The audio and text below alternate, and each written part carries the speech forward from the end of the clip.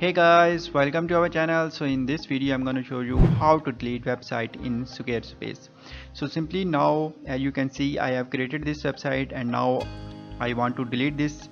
So simply in order to delete this, just you can see on the left side multiple tabs available here. So simply in order to delete your website you have to move to dashboard. So simply just on the top left side you can see this icon, and after that just click here. Now you will move to dashboard.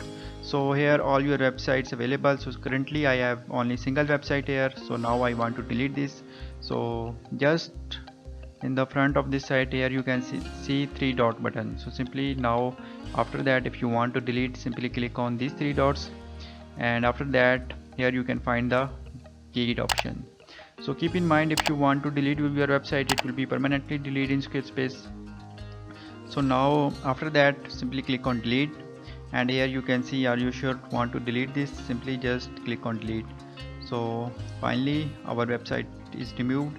So in this way, if you want to delete your Squarespace website, you have to use this method. So this is very easy method to delete a Squarespace website.